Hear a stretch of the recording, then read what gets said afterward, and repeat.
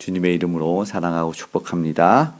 오늘 잠언 24장 1절에서 22절의 말씀을 통해서 내 삶의 집은 무엇으로 채워지는가 라는 제목을 가지고 하나님의 말씀을 증거하려고 합니다. 예전에 연예인 이정현인가 꽃잎이라는 영화를 이렇게 본 적이 있었던 것 같아요.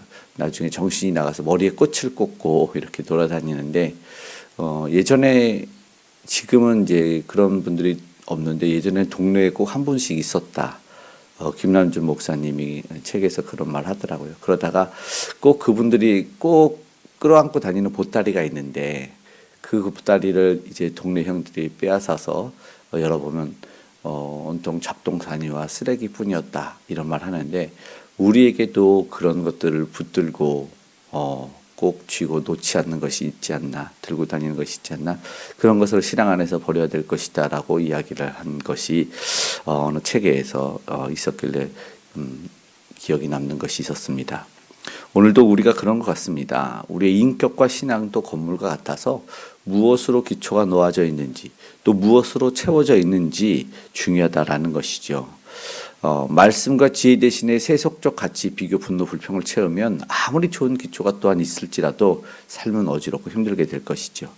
오늘도 교만과 허영 다 꺼내고 말씀과 기도로 채울 수 있기를 소망합니다. 오늘 잠언 22장 3절과 4절을 한 번만 읽어보겠습니다. 집은 지혜로 말미암아 건축되고 명철로 말미암아 견고하게 되며 또 방들은 지식으로 말미암아 각종 귀하고 아름다운 보배로 채우게 되느니라. 기초는 예수 그리스도 우리 믿음의 주겠죠. 그리고 오늘 우리를 말씀으로 성령의 인도로 순종으로 채워져 갈 것입니다. 5절 7절에서 보면 그래서인지 성경적인 지식은 세상과 다르죠. 문제보다 크신 우리 하나님을 볼 수 있기를 바랍니다. 그래서 1절에서는 이렇게 시작을 했습니다. 읽어보겠습니다. 너는 악인의 형통함을 부러워하지 말며 그와 함께 있으려고도 하지 말지어다. 그래서인지 순간적으로 더 잘 되는 거 보이고 부러워하고 말한 것 비교처럼 그렇게 보면은 그 삶을 어떻게 채우나 사실은 강포와 재앙이 있을 수 있다. 2절에 그렇게 말해요. 마음은 강포고 입술은 재앙이다. 그러니까 겉모습만 부러워하다 보면은 나중에 아이고 괜히 그런 걸 부러워했니라고 깨달을 때가 있는데 어떤 연예인들이 자랑을 해요. 좋은 집, 좋은 차, 막 풍요로운 삶을 자랑을 해요. 얼마 전에 어떤 연예인 가수가 그랬던 것 같아요. 그랬더니 알고 봤더니 향락에 젖어 있고 막 뭐 술 자랑하고 그러더니 결국은 이 마약에 손을 대서 안타까운 이 말로를 보게 되는 것을 보았습니다. 근데 이런 종종 그런 일들이 우리 주위에 적지 않은 것 같아요. 우리도 그렇죠. 사실은 겉모습만 보고 부러워하고 또 비교해서 또 낙심을 하면 판단이 흐려질 수가 있어요. 성도는 겉모습이 아니라 사실은 그를 인도하시는 그 끝이 하나님이 어떠한 끝을 인도해 주시는지를 생각하고 볼 수 있어야 될 것입니다. 그래서 환난 앞에 낙심하지 말아야 될 것입니다. 10절의 말씀 한번 읽겠습니다. 내가 만일 환난 날에 낙담하면 내 힘이 미약함을 보임이니라. 환난에 쉽게 무너지면 사실 영적인 체력이라는 게 있거든요. 육신의 체력과도 관계가 있지만 어쩌면 오늘 우리도 이 너무나 좋은 훈련을 늘 하고 있는 것 같다는 생각이죠. 말씀을 읽고 새벽 예배에 기도하는 모든 것이죠. 마라톤 선수가 42.19km 그 긴 거리 올림픽 마지막 꽃이라고 하잖아요. 온 체력을 다 쏟아서 정말 목숨을 걸고 하는 그 경기는 하루아침에 되는 게 아니지 않습니까? 근데 예전에 황영조 선수가 이 올림픽에서 금메달을 따고 당시 사람들은 타고난 재능, 천재 운동선수 이렇게 불렀대요. 근데 얼마 안 돼서 최근에 영상 인터뷰를 보니까 자기를 그렇게 오해하고 있는데 그렇지 않다. 자기는 정말 뼈를 깎는 훈련과 지옥과 같은 당시 정말 견디기 힘든 훈련을 했었다라고 말을 하고 또 이어서 이 후배들에게 그런 훈련이 있어야지만 좋은 결과를 얻을 거다 이렇게 말을 하더라고요. 근데 우리 영성도 사실은 그래요. 어느 날 물론 영감을 받는 것을 무시할 수는 없어요.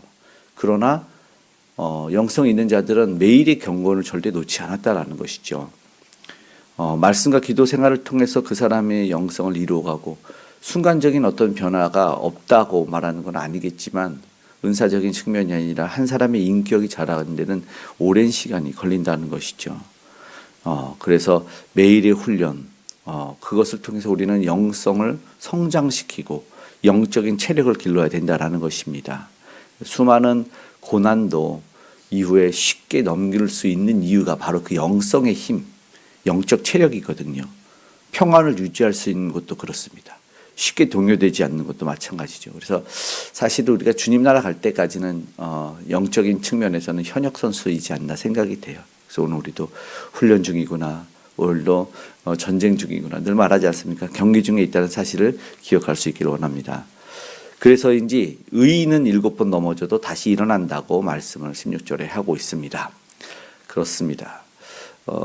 어제도 또 이 건강 프로에 잠깐 나오니까는 올리브의 중요성을 나오는데 그 위아래로 올리브유를 또 선전하고 있는 홈쇼핑을 보고 참 깜짝 놀랐어요. 사람들이 거기에 관심이 있고 거기에 시간과 돈을 투자한다는 걸 반증하는 것 같다는 생각이 들었습니다. 그래서인지 오늘 보니까 의인은 넘어지지 않음이다. 넘어져도 다시 일어나는 힘이다. 이렇게 말을 하는 걸 보면서 어떻게 일어나야 되는지, 어디에 힘을 쏟아야 되는지, 어디에 애를 좀 더 써야 되는지 생각하게 되는 것이죠. 넘어져도 일어날 수 있다.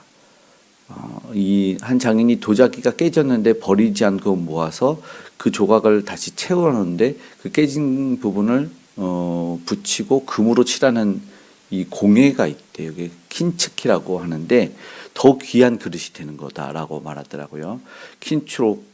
킨추크로이, 일본에서 유래한 이 기법이 더 은가루, 금가루로 장식해서 귀한 제품이 되는데 이게 이 새로운 아름다움으로 승화해서 실제로 이런 걸 판매도 더 비싸게 판매도 하는데 일본의 와비사비 정신을 반영하는 그래서 깨짐이 끝이 아니라 오히려 새로운 작품의 시작이다라는 것을 또 새롭게 알게 되었는데 오늘 우리의 넘어짐도 사실은 그렇다라는 것이죠. 더 견고한 신앙을 만들어내는 것이다.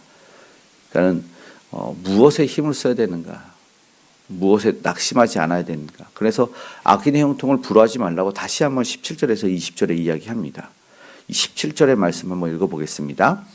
내 원수가 넘어질 때 즐거워하지 말며 그가 엎드러질 때 마음에 기뻐하지 말라. 왜 18절에 그가 진노를 여호와께서 옮기실까 두려워하기 때문이다라고 말합니다.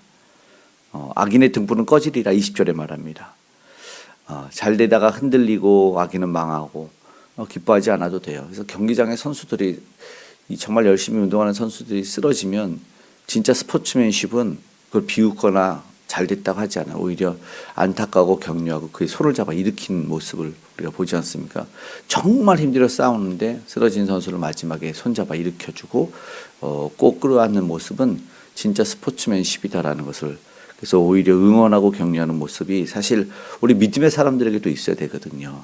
함께 신앙생활하면서 또 악인이라고 하는 우리 판단 속에서 넘어져도 조롱하는 것이 아니라 오히려 내가 불쌍히 여김을 받고 불쌍히 여겨주고 기도할 수 있는 마음이 사실 우리 모두에게 있어야 될 것입니다. 왜냐하면 우리도 사실 충분히 넘어질 수 있기 때문에 그렇겠죠. 그래서 또 말씀한 것처럼 그 진노가 옮겨질까 두려워하는 마음이 있어야 될 것이다. 중요한 것은 하나님을 경외하고 그의 권위를 존중하는 것이다. 21절의 말씀을 말하는데 읽어볼까요? 내 아들아 여호와와 왕을 경외하고 반역자와 더불어 사귀지 말라. 앞전에도 말했죠. 누구와 사귀는가가 옮겨오기 때문에, 영향을 받기 때문에 그렇죠. 굉장히 중요하죠. 왜 이사를 3번 가야 됐나, 맹모 삼천지교처럼. 하나님을 경외하고 하나님이 세우신 권위를 존중하는 태도가 삶과 우리 공동체를 바로 세울 것이다 라는 것입니다. 가끔 이 질서가 무너지면 공동체가 막 힘들어지는, 어떤 공동체는 나이 어린 사람이 나이 많은 사람을 무시한다든가 어떤 인격적인 대우를 못하는 그런 공동체는 정말 무너지는 것을 많이 봤어요. 근데 질서와 권위는 성경에서 이야기하는 거거든요. 고린도전서 14절에서도 영적인 은사가 있지만 영적인 은사가 있다고 해서 무시를 하면 안 되고 질서 있게 차서 있게 해라 이렇게 말을 하거든요. 내가 어떤 막 말하고 싶어도 입을 이렇게 다물 수 있고 그것이 굉장히 중요한 하나님의 경외하고 존중하는 태도이다라는 것이죠. 서로의 존중과 섬김이 있을 때 가정도 교회도 삶도 바르게 성장해 가고 또 우리가 말하는 안타까운 일들과 재앙이나 시험이 없을 줄 믿습니다. 오늘 말씀 마치고 기도하기 원합니다. 악인의 길을 따르지 말고 지혜로 너의 삶의 집을 세우라. 오늘도 말씀으로 채우길 원하고 환난면에서 낙심하지 않고 넘어져도 다시 일어나며 경외함으로 오늘 하루를 살아가는 우리 저와 여러분 되기를 간절히 소망합니다. 하나님께서 반드시 우리의 미래와 소망을 허락해 주실 줄 믿습니다. 주님의 이름으로 축복합니다. 아멘. 기도하겠습니다.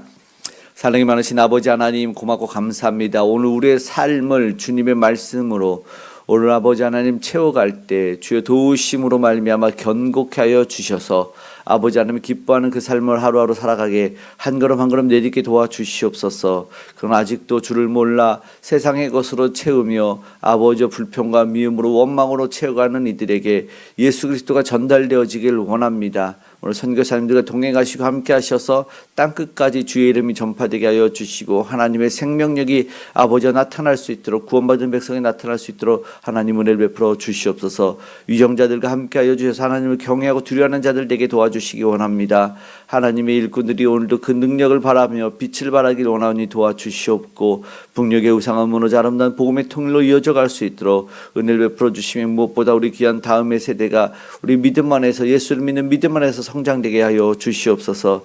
아버지 오늘도 미전도 전적의 복음이 흘러가길 원하며 특별히 아버지 하나님 다음 세대가 그렇게 아버지 하나님 서가기 원하오니 다시 한번 은혜의 능력으로 주의 손길로 붙잡아 주시옵소서. 오늘 하나님께 기도하는 그 간절한 기도의 제목들을 주께서 기억하여 주셔서 가장 좋은 곳으로 응답하여 주시고 안전으로 지켜 동행하여 주시옵소서. 주어지는 날씨 가운데 건강 잃지 않게 하시고 하나님의 따스한 손길이 아버지 우리 사랑하는 성도님들의 모든 삶의 가정에 흘러갈 수 있도록 은혜를 베풀어 주시옵소서. 주께서 오늘도 함께 하심에 감사드리며 고마우신 예수님의 이름으로 기도드리옵나이다.